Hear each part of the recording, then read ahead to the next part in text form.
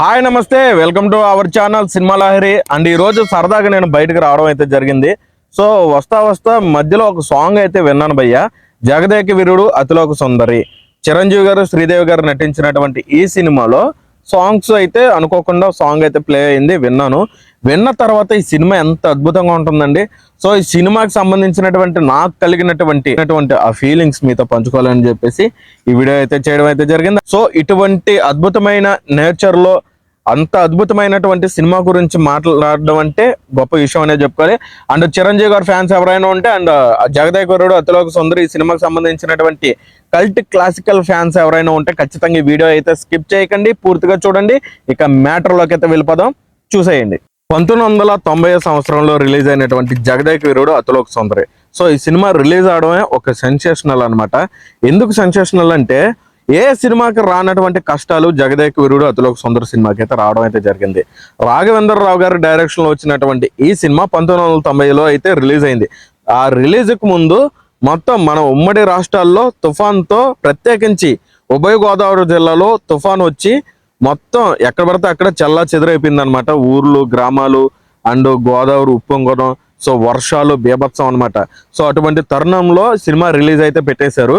ముందుగానే అనుకున్నారు రిలీజ్, కానీ ఆ టైం వచ్చినప్పటికీ పరిస్థితి వేరేలా ఉంది. కానీ ఆ టైంలో ప్రతిపక్ష పార్టీ నేత అయినటువంటి నందమూరి తారక రామారావు గారు కూడా ఈ తుఫాను బాధితులను పరామర్శించడానికి వచ్చినప్పుడు ఈ సినిమా టీంని చూసి, ఏం బ్రదర్ ఏం కాదు, ఈ సినిమా సూపర్ హిట్ అవుతుంది, ఈ సినిమా పోస్టర్ నేను చూడడం అయితే జరిగింది, ఈ సినిమా మంచి విజయం సాధిస్తుందని చెప్పేసి ఆయన ఒక భరోసా ఇవ్వడం, అండ్ సినీ విశ్లేషకుల నుంచి కూడా సినిమా మీద పాజిటివ్ టాక్ రావడం, సో ఏదో ఒకటి అవుతుందని చెప్పేసి అశ్విని దత్ గారు ఈ సినిమాని దగ్గరుండి రిలీజ్ చేశారనమాట. అటువంటి పరిస్థితుల్లో కట్ చేస్తే సినిమా నిజంగా ఉభయ గోదావరి జిల్లాల్లో ప్రత్యేకించి సినిమా అభిమానులు మామూలుగా ఉంటారండి. కొంప మునిగిపోయినా కానీ, గోదావరి వచ్చి కొట్టుకుపోయినా కానీ సినిమా చూడాలంటే ఖచ్చితంగా ఎగబడి మరీ చూస్తారు. సో ఆ విధంగా థియేటర్స్లో వాటర్ ఉన్నా, వర్షపు నీరు మునిగిపోయి ఉన్నా కానీ షోలు రప్పించుకుని మరీ వేసుకుని మరీ చూసి సూపర్ హిట్ అయితే అందించారు మెగాస్టార్ చిరంజీవి గారికి జగదేక వీరుడు అతిలోక సుందరి. ఈ సినిమా గురించి చెప్పాలంటే, ఒక్క మాటలో చెప్పాలంటే ఒక అద్భుత కావ్యం. మన తెలుగు ఫిలిం ఇండస్ట్రీలోనే ఇటువంటి జోనర్ ఫిలిం మరొకటి రాదు. ఎందుకు రాదు అంటే, చిరంజీవి గారిని, శ్రీదేవి గారిని లేకుండా ఈ సినిమా మరొకరు రీక్రియేట్ చేస్తే అసలు ఊహించుకోలేం. ఎందుకంటే వాళ్ళ కోసమే ఆ సినిమా వచ్చినట్టు, వాళ్ళు తప్ప ఈ సినిమాలో ఇంకెవ్వరు ఉండలేరు, అసలు ఊహించుకోలేము అన్నట్టుగా అయితే వాళ్ళ జోడీ అయితే ఉంటుంది. ఈ సినిమాలో ప్లస్ పాయింట్ ఏదైనా ఉందంటే బిగ్గెస్ట్ ప్లస్ పాయింట్ శ్రీదేవి గారు, చిరంజీవి గారి మధ్య ఉన్నటువంటి ఆ కెమిస్ట్రీ అండ్ వాళ్ళ జంట. సో వాళ్ళ జంట అంత అద్భుతంగా, వాళ్ళ కోసం ఆ సినిమా తీసినట్టు, ఆ కథ వాళ్ళ కోసమే పుట్టినట్టు ఉంది కాబట్టి సో వాళ్ళిద్దరం తప్ప మనం ఇంకొకరిని ఊహించుకోలేం. ఇక ఈ సినిమాకి సంబంధించినటువంటి కథ విషయానికి వస్తే, అప్పటి వరకు రెగ్యులర్ ఫార్మాట్ లో ఉన్నటువంటి సినిమా కథలకి, స్క్రీన్ ప్లేకి విభిన్నంగా సరికొత్త పందాలో వచ్చినటువంటి సినిమా జగదేక వీరుడు అతిలోక సుందరి. ఎక్కడో ఉన్నటువంటి ఇంద్రలోకం కింద భూమి మీద ఉన్నటువంటి భూలోకంలో ఉన్నటువంటి ఒక సామాన్యమైనటువంటి మానవుడు. సో అక్కడ దేవకన్యగా ఉన్నటువంటి ఇంద్రజ తన ఉంగరం కోల్పోయి భూలోకానికి వచ్చి చిరంజీవి గారి, మనిషి రూపంలో ఉన్నటువంటి చిరంజీవి గారిని ఉంగరం దక్కించుకోవాలన్నటువంటి ఒక పని మీద వచ్చినటువంటి ఒక దేవకన్య సామాన్యుడు అయినటువంటి చిరంజీవి గారిని ఇష్టపడి దేవలోకాన్ని విడిచిపెడుతుంది. సో ఈ సినిమాలో ఇళయరాజా గారు అందించినటువంటి సాంగ్స్ అంటే ఒక్కొక్క సాంగ్ ఒక్కొక్క ఆణిముత్యంతో సమానం. సో ఎన్నిసార్లు విన్నా కానీ ఒక అద్భుత కావ్యం లాగా అనిపిస్తాయి ఈ చెవులకి. సో అంత అద్భుతమైనటువంటి సంగీతాన్ని అందించినటువంటి ఇళయరాజా గారికి ఏమి ఇచ్చుకున్నా కానీ తక్కువేనండి. ఇక ఈ సినిమా డైరెక్టర్ అయినటువంటి రాఘవేంద్రరావు గారు బేసిక్ గా సినిమాలో చాలా అద్భుతమైనటువంటి సినిమాలు తీశారు, చాలా మంచి మంచి జానర్లని టచ్ చేశాడు. సో మనకి మంచి సినిమాలు అందించడంలో ఆ టైంలో రాఘవేంద్రరావు గారు అండ్ మిగతా డైరెక్టర్లు కూడా చాలా మంది ఉన్నారనుకోండి, రాఘవేంద్రరావు గారు శైలి ప్రత్యేకంగా ఉంటుంది. సో ఆ విధంగా ఆయన మెగాస్టార్ చిరంజీవి గారితో ఇటువంటి సినిమా రూపొందించి అసలు ఈ కథని ఎగ్జిక్యూట్ చేసే విధానంకే, అంటే ఆ టైంలో అది ఒక భారీ బడ్జెట్ సినిమా అనుకుంటే సరిపోదు, అన్ని కరెక్ట్ గా ప్రాపర్ గా రావాలి. డేరింగ్ అండ్ డాషింగ్ నిర్మాతలు ముందుకు రావాలంటే కొంచెం భయం ఉంటది. సో ఇది కమర్షియల్ గా అయితే మనకు అనుకున్నటువంటి ఫార్మాట్ లో లేదు, తీద్దామంటే భారీ బడ్జెట్ ఉండాలి. సో అటువంటి టైంలోనే daring and dashing producer Ashwini Dutt గారు ఈ సినిమాని టేక్ ఆఫ్ చేయడం, సో అనుకున్నంత బడ్జెట్ పెట్టి సినిమాని చాలా అద్భుతంగా తీర్చిదిద్దారు. కష్టంలో నటీనటులు ఎంత కష్టపడినప్పటికీ వాళ్ళకి దగ్గరుండి ప్రోత్సాహాన్ని ఇచ్చి బడ్జెట్ కి ఎక్కడ వెనుకాడకుండా ప్రతి ఒక్కరికి సపోర్ట్ చేసినటువంటి ప్రొడ్యూసర్ అండ్ ఈ సినిమా విజయానికి ప్రముఖ వ్యక్తి అశ్విని దత్ గారు. సో ఆయన లేకపోతే ఈ సినిమా లేదనే చెప్పుకోవాలి. సో వరద బీభత్సంలో తుఫాన్ ఆ టైంలో కూడా సినిమాని ఎక్కడ ఆపకుండా అనుకున్న టైంకి రిలీజ్ చేసి తెలుగు చలన సినీ పరిశ్రమలోని ఎనలేని రికార్డు సొంతం చేసుకున్నటువంటి cinema Jagadeka Veerudu Athiloka Sundari.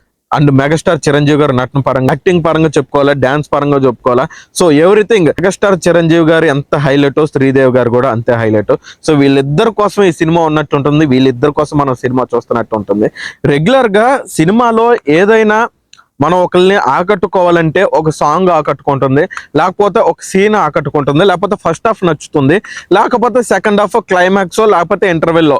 So cinema పూర్తిగా నచ్చాలంటే, సినిమా పూర్తిగా వాడిని ఆహ్లాదం పంచాలంటే, వాడు ఎగ్జైట్మెంట్ అవ్వాలన్నా, వాడు ఆ సినిమా చూసి సూపర్ సినిమా చూసిన ఒక ఫీలింగ్ రావాలన్నా పూర్తిగా సినిమా 2.5 గంటలు కూర్చుని పెట్టి ఈ సినిమా గురించి మాట్లాడుకున్నటువంటి పెద్ద టాపిక్ అయితే ఉండదు. సో సినిమా 2 గంటల 30 నిమిషాల్లో ఏదో ఒక సన్నివేశం, సీను, ఇంటర్వెల్లో, ఫస్ట్ హాఫ్ ఏదో సగం మాత్రం అన్ని ఇంప్రెస్ చేయగలుగుతాయి. కానీ జగదేక వీరుడు అతిలోక సుందరిలో అన్ని ఎవ్రీథింగ్, ప్రతి సీను ప్రతిదీ ప్రత్యేకంలాగా ఉంటుంది. సో ఇంద్రలోకంలో ఉన్నటువంటి ఇంద్రజ సామాన్యుడు అయినటువంటి రాజు దగ్గరకు వచ్చి తన ప్రేమలో పడి మనుషుల యొక్క ప్రేమను అర్థం చేసుకుని, మనుషులు ప్రేమిస్తే వాళ్ళ ప్రేమానుబంధాలు ఎలా ఉంటాయో, సో మన కాని దానికోసం రాజు తాపత్రపడేటువంటి విధానం, ఆ చిన్న పిల్లలకు అతను తోడు ఉండేటువంటి ఆ విధానం, ఆ ప్రేమను కలిపించేటువంటి సన్నివేశాలు, మనసుకు హద్దుకునేటువంటి ఆహ్లాదకరమైనటువంటి ఆ యొక్క ఎమోషన్స్ తో కలిగినటువంటి ఆ సీన్స్ గానీ, సో ప్రతిదీ ఒక ప్రత్యేకమనే చెప్పుకోవాలి. అండ్ ఈ మధ్య వినబడేది ఏంటంటే, రాఘవేంద్రరావు గారు మళ్ళీ అటువంటి స్టోరీ రాస్తే, లేదా జగదేక వీరుడు అతిలోక సుందర్ సినిమానే రీమేక్ గా చేస్తే ఎవరికి సూట్ అవుతుంది అని చెప్పేసి అంటారు. కొంతమంది రామ్ చరణ్ గారు శ్రీదేవి కూతురు అయినటువంటి జాన్వీ కపూర్ ని పెట్టి సినిమా చేస్తే బాగా సూటబుల్ అవుతుంది అని చెప్పేసి కొంతమంది వాదన.